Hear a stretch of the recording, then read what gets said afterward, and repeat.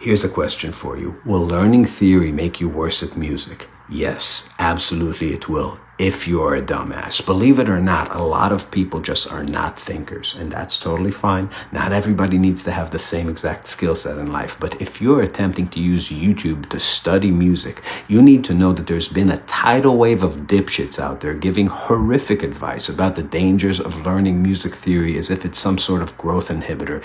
This is the classic case of the dumb leading the gullible.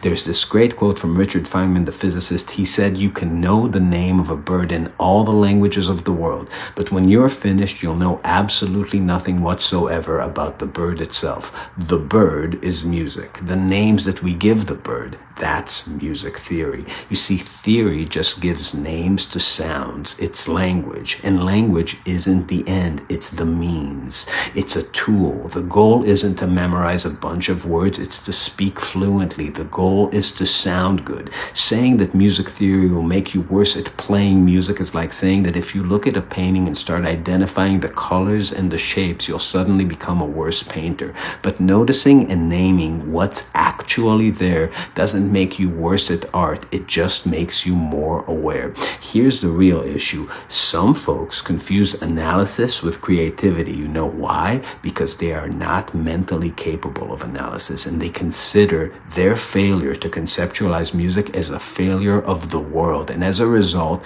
they make abstract thinking itself the villain in the story. Music theory isn't music. It's just the way that we describe what's already there. If you treat theory like a bunch of rules that you have to follow instead of tools that you can use, it will indeed make your playing sound like ass. But that's not theory's fault. It's your fault. That's just user error. It's the same as blaming the dictionary for bad poetry or a pile of ingredients for a bad tasting dish. Theory doesn't kill your creativity. Trying to apply half-baked theoretical concepts does. People who master theory don't sound like they're calculating. They just sound like they know what they're doing. You know why? Because they do. So yes, learning theory will make you worse at music if you're too dumb or too lazy to get to a place where you use it to tell your musical ass from your elbow. Namaste.